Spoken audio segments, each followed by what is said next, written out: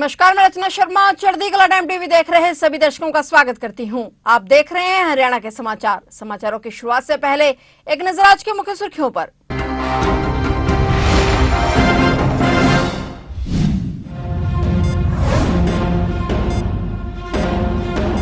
हरियाणा में ACB team का बड़ा एक्शन। 50 करोड़ रुपए से ज्यादा के गबन मामले में क्लर्क गिरफ्तार। आरोपी पर 10,000 रुपए का इनाम था घोषित।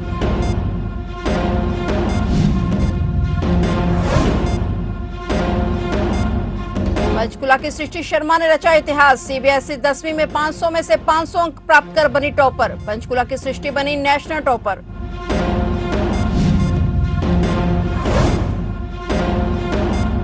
पानीपत में पाकिस्तानी जासूस गिरफ्तार। आतंकियों को भेजता था फौज की मूवमेंट और ट्रेनों की जानकारी। पूछताछ में कई खुलासे होने की संभावना।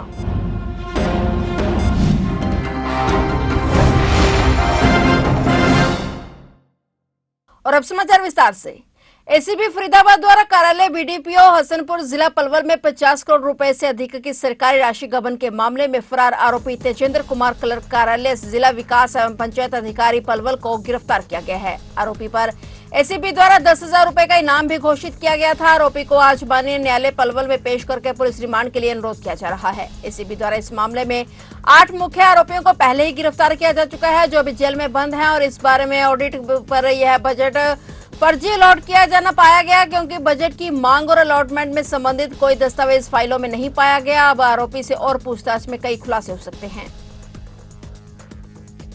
हरियाणा महिला आयोग के अध्यक्ष रेणु भाटिया ने जानकारी देते हुए बताया कि अशोका यूनिवर्सिटी के प्रोफेसर अली मोहम्मद को आयोग के द्वारा एक नोटिस भेजा गया है। नोटिस में जानकारी दी गई है कि जो प्रोफेसर हैं उन्होंने colonel Sofiya Qureshi, wing commander Vyomika Singh पर अभद्र टिप्पणी की है और उन्हें महिला आयोग अध्यक्ष के समक्ष पेश होने के लिए कहा गया है। मुझे बोलना अच्छा नहीं लग रहा, बुरी बात, लेकिन मैं इसलिए बोलना चाहती हूँ कि मैं भी एक महिला हूँ।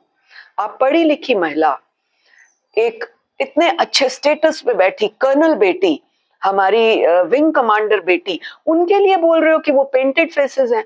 अरे भाई, देश की रक्षा के लिए खड़ी हैं वो, और अब से नहीं 18-19 साल की उम्र से देश की रक्षा कर रही हैं, तभी आज आप यहाँ सुरक्षित प्रोफेसर हैं और यहाँ भारत का आप तनख्वाह ले रहे हैं, खा रहे हैं, आराम से रह रहे हैं, सो रहे हैं।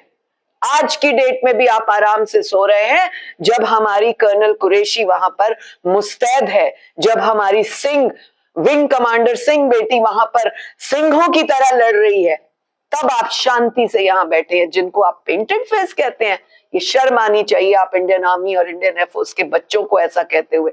आप क्या पढ़ाओगे, आप क्या सिखाओगे एज ए प्रोफेसर अपनी यूनिवर्सिटी के बच्चों को? यूथ के आइकॉन को आप इस तरह से कह रहे हो, आप क्या उनको शिक्षा दोगे?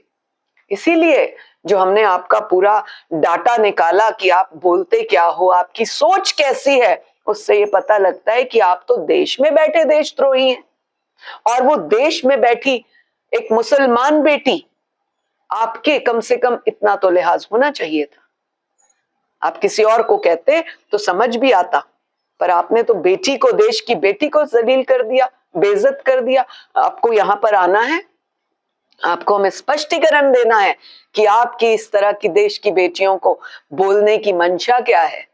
पंचकुला सेक्टर 15 स्थित भवन विद्यालय की सृष्टि शर्मा ने सीबीएसई 10वीं की परीक्षा में 100% अंक प्राप्त कर ट्राई सिटी में टॉप किया है। और सेक्टर 25 निवासी और सीआईटी सीईओ में सरकारी कर्मचारी राजीव शर्मा की बेटी सृष्टि अपनी सफलता का श्रेय सेल्फ स्टडी पर केंद्रित रणनीति करते देती हैं। और वे कहती हैं कि मैंने हर एक शब्द पढ़ा और कुछ भी नहीं छोड़ा। शांति और सहमत सृष्टि की लगन और आत्मिक प्रेरित दृष्टिकोण अब कई लोगों के लिए प्रेरणा बन गया है। इसी का परिणाम है कि सृष्टि शर्मा में इतिहास रचते हुए 500 में से 500 अंक प्राप्त कर नेशनल टॉपर की उपाधि हासिल की है। सर, बहुत खुशी हो रही है सर, बहुत अच्छा लग रहा है अपने पेरेंट्स को और अपने टीचर्स को अपने ऊपर प्राउड फील कराकर। सर, उनकी खुशी को देखकर ही खुशी हो रही है। एक्चुअली कभी सोचा नहीं था कि इतना ज़्यादा भी मतलब मैं रिज़ल्ट अच्छा ले आऊँगी अपने स्कूल के लिए, अपने पेरेंट्स के लिए। बट आज जब आ गए हैं तो बहुत अच्छा फील हो रहा है सर। बहुत थैंकफुल हूँ, बहुत ग्रेटफुल हूँ अपने टीचर्स के लिए। लाइक भगवान जी की कृपा है, उनकी कृपा से ही हुआ है सब कुछ। और सर बहुत थैंकफुल हूँ सर। सफलता हासिल करने के लिए कितनी देर तक आपने अपना देर तक पढ़ाई की, किस तरह से अपना टाइम टेबल मैनेज किया और किस तरीके से अपने आप को पूरी तरह पढ़ाई में ध्यान दिया? सर देखिए, 1 साल की मेहनत भी नहीं है मैं कहूँगी। काफ़ी सालों से एक आदत होती है कि हाँ, सेल्फ स्टडी करने की, अपने आप से पढ़ने की एक आदत थी मुझे हमेशा से। और जैसे अभी तक तो मैं 10-10 घंटे पढ़ रही थी, बट बोर्ड एग्ज़ाम्स के टाइम में मैं 20-20 घंटे भी पढ़ी हूँ। तो ऐसे मैंने अच्छे से कर लिया था। एंड मेरे टीचर्स का सपोर्ट था, उनसे डाउट्स पूछ लेती थी, जिस मर्जी टाइम पूछूं उन्होंने हमेशा आंसर दिया है, चाहे मैं रात को मैसेज करूं, कॉल करूं, बस यही सब था सर। पढ़ाई का काफ़ी स्ट्रेस होता है और काफ़ी मतलब वो एक तरह से आपको स्ट्रेस फील होता होगा, तो उसको मैं किस तरह से अपने मैनेज करते थे? क्या क्या हॉबीज़ रखी आपने? सर स्ट्रेस होता था सर, कई बार बैकलॉग होता था, कई बार बहुत डिस्करेज फील होता था। बट सर वो मैंने हमेशा सोचा है कि एक टेम्परेरी फेज़ है मेरी लाइफ का। लाइक अगर मैं परमानेंट फेज़ की बात करूँ तो मुझे हमेशा से ये याद आता है कि मेरे पेरेंट्स हमेशा मेरे साथ हैं, मेरे टीचर्स हमेशा मेरे साथ हैं, तो मुझे कोई डरने की या फिर घबराने की ज़रूरत नहीं थी। मुख्यमंत्री नायब सिंह सैनी ने हरियाणा विद्यालय शिक्षा बोर्ड के टॉपर्स से बात की है। इस दौरान मुख्यमंत्री नायब सिंह सैनी ने आर्ट, कॉमर्स और विज्ञान संकाय के टॉपर्स को बधाई देते हुए उन्हें आगे बढ़ने के लिए प्रेरित किया। इसी कड़ी में कॉमर्स संकाय से प्रदेश में प्रथम स्थान पाने वाले कैथल से अपर्णदीप सिंह, आर्ट संकाय के टॉपर जींद की सरोज और विज्ञान संकाय के टॉपर भिवानी के नमन से मुख्यमंत्री ने फोन पर बात की। मुख्यमंत्री नायब सिंह सैनी ने तीनों को उनकी शानदार उपलब्धि और उज्जवल भविष्य की शुभकामनाएं दी। आपने हरियाणा को भी ऊंचा किया है, माँ बाप का नाम भी ऊंचा किया है। आपको बहुत बहुत बधाई और आप आगे ऐसे बढ़ते रहें, ऐसा हमारा आपको शुभकामनाएं हैं। कौन कौन है? सत श्री अकाल जी। और ठीक है जी, बधाई है जी आपको बहुत बहुत। बेटे ने नंबर 1 के ऊपर आए हैं, बधाई है आपको। ऑपरेशन सिंदूर के दौरान भारतीय फौज की मूवमेंट, ट्रेनों के आवागमन और सैन्य अधिकारियों की पत्रकार वार्ता और देश के माहौल की पाकिस्तान में जानकारी देने वाले पाकिस्तानी जासूस को CIA-1 ने गिरफ्तार कर लिया है। जासूस उत्तर प्रदेश के कैराना का रहने वाला और यहां हॉल कॉलोनी में अपनी बहन के पास रहता था। यह सोशल मीडिया के माध्यम से पाकिस्तानी आतंकियों के संपर्क में था। आरोपी जासूस का नाम नोमान इलाही है। वह यहां एक फैक्ट्री में सिक्योरिटी गार्ड की नौकरी करता था और पानीपत पुलिस के एक वरिष्ठ अधिकारी ने इसकी पुष्टि की है। जानकारी के मुताबिक नोमान इलाही 24 वर्षीय, मूल रूप से उत्तर प्रदेश के शामली जिले में कैराना के मोहल्ला बेगमपुरा का रहने वाला है। उसकी बहन जीनत की शादी पानीपत में हुई है, जो यहाँ हॉल कॉलोनी में रहती है। पुलिस ने जब उसके मोबाइल की जांच की तो पता चला कि वह पाकिस्तान में इकबाल नाम के आतंकी के संपर्क में था, जिसे वह भारत की सुरक्षा से जुड़ी जानकारी भेज रहा था। और हालांकि उसने कैसी जानकारियां भेजी हैं, इसके बारे में पुलिस ने अभी खुलासा नहीं किया है। आने वाले दिनों में इस मामले में और बड़े खुलासे होने की संभावना है। देखिए, हमें एक इनपुट प्राप्त हुआ था।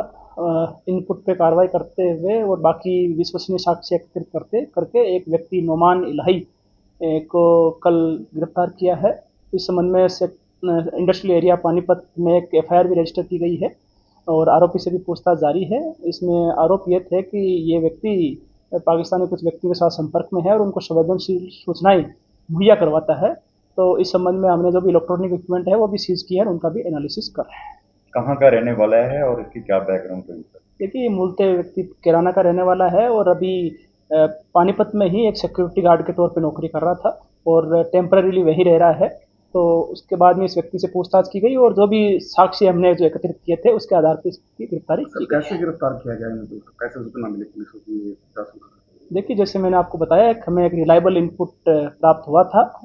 उस इनपुट के आधार पे हमने बाकी जो भी लोगों से पूछताछ करी, इस संबंध में जो भी रिलायबल एविडेंसेस थे वो एकत्रित किए और जो इस व्यक्ति से भी पूछताछ की गई और इसके इलेक्ट्रॉनिक जो भी इक्विपमेंट थे उनका भी एनालिसिस किया गया, जो प्रथम दृष्टया आरोप सही पाए जाने के आधार पर इसको गिरफ्तार किया। हरियाणा के रोहतक जिले में दर्दनाक हादसा हो गया, जहां सीवरेज के मेन होल में गिरने से 3 बाप बेटों की मौत हो गई। ये घटना घर के बाहर गली में सीवर का ढक्कन हटाते वक्त हुई। पहला एक बेटा गिरा था और उसे बचाने के लिए भाई और पिता भी सीवर में चले गए, लेकिन वापस नहीं लौटे। घटना के बाद मौके पर चीख पुकार मच गई। इस घटना के बारे में पुलिस को सूचना दी गई। सूचना मिलते ही पुलिस मौके पर पहुंची और तीनों के शवों को सीवर से निकालकर कब्जे में लिया गया। तीनों शवों को पोस्टमार्टम के लिए भेजा गया और यह घटना रोहतक के गांव माजरा की है और मृतकों की पहचान महावीर सिंह और उनके 2 बेटे दीपक और लक्ष्मण के रूप में हुई है। पुलिस के अनुसार आशंका है कि सीवर में जहरीली गैस चढ़ने से तीनों की मौत हुई है।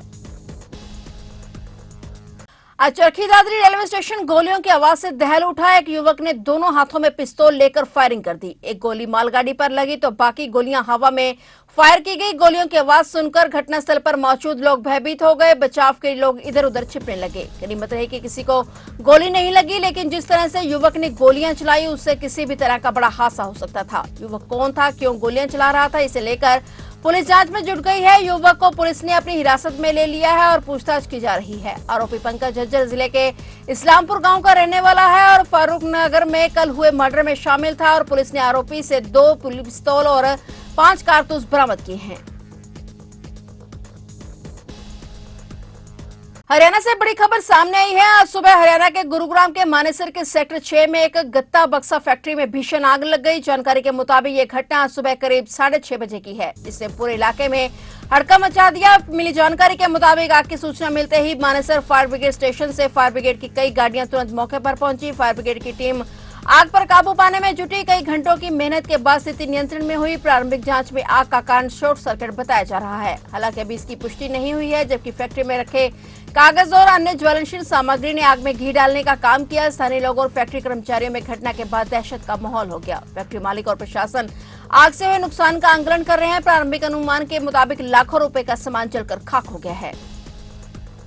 ऑपरेशन सिंदूर के तहत पाकिस्तान आतंकवाद और रक्षा केंद्रों में भारतीय सशस्त्र बलों को लेकर अंबाला में भी तिरंगा यात्रा निकाली गई, जिसमें सांसद रेखा शर्मा और पूर्व मंत्री असीम गोयल सहित कई लोगों ने हिस्सा लिया। इस दौरान रेखा शर्मा ने कहा कि अगर पाकिस्तान अब ऐसी कोई हरकत करेगा तो भारतीय सेना उसे छोड़ेगी नहीं। वहीं विपक्ष द्वारा इस पर उठाए जा रहे सवालों को लेकर पूर्व मंत्री असीम गोयल ने भी विपक्ष को सर्कस बताते हुए कहा कि उन्हें खुद नहीं पता कि उन्हें क्या बोलना चाहिए या क्या नहीं। वहीं मौके पर मौजूद पूर्व मंत्री असीम गोयल ने कहा कि पाकिस्तान को किस प्रकार भारतीय सेना ने सबक सिखाया है वह बहुत सही है और अगर पाकिस्तान में ऐसी कोई हरकत करता है तो उसे पता है कि भारत उसका क्या जवाब देगा।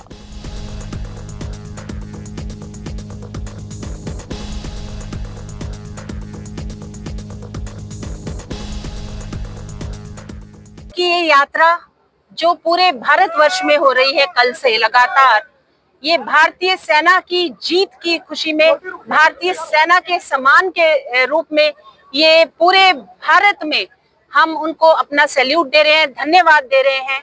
इस यात्रा के दौरान हमने सारी सेना को याद किया, चाहे वो एयरफोर्स हो, आर्मी हो या नेवी हो। जिस तरह पाकिस्तान के छक्के छुड़ाए हमारी सेना ने, जिस प्रकार उनको हार का मुंह देखना पड़ा, जिन्होंने हमारे 26 लोगों को मारा था, हमने उनके कई 100 आदमी, चाहे वो सेना के हो, आतंकवादी हो, ये भारतीय सेना का आतंकवाद के खिलाफ मुंह तोड़ जवाब था और हम उसकी खुशी मना रहे हैं। हम उन लोगों को भी नमन करते हैं, उन सेनानियों को भी नमन करते हैं जिन्होंने अपनी जान गंवाकर भारत माता की रक्षा की। हम उनके परिवार को भी नमन करते हैं जिनके परिवार के प्रियजनों ने भारत के लिए अपनी जान गंवाई। हम उनके साथ खड़े हैं और इस तिरंगा यात्रा के उसमें हम उनको कहते हैं कि पूरा भारतवर्ष आपके साथ खड़ा है, आप अकेले नहीं हैं। भारत अब वो कमजोर देश नहीं है जिसपे कोई भी उंगली उठा सकता है। हम उंगली ही नहीं, हम उसकी गर्दन काटने का वो रखते हैं। ये नया भारत है, ये नई चुनौतियों को नई तरह से उसका सामना करता है। पाकिस्तान ने अगर अब कोई ऐसा काम किया तो पाकिस्तान का नाम मिटाने का श्रेय रखता है हमारा भारतीय सेना के सारे योद्धा जो हैं। मैं इसमें माननीय प्रधानमंत्री जी की भी जिस प्रकार से उन्होंने सेना को आगे रखते हुए उनको फ्री हैंड दिया, मैं उनको भी धन्यवाद करना चाहती हूँ, क्योंकि उनकी लीडरशिप में ये संभव हो सका कि नए भारत ने जिस प्रकार दुनिया के, चाहे वो चाइना हो या अन्य देश हो जो पाकिस्तान के साथ खड़े थे, तुर्किस्तान हो, उन सब का एक जवाब दिया कि भारत अब किसी से डरने वाला नहीं। फिलहाल हरियाणा के समाचारों में इतना ही और नए समाचारों के साथ फिर से हाजिर होंगे। तब तक के लिए देखते रहिए चढ़ती कला टाइम टीवी और मुझे दीजिए इजाजत। धन्यवाद।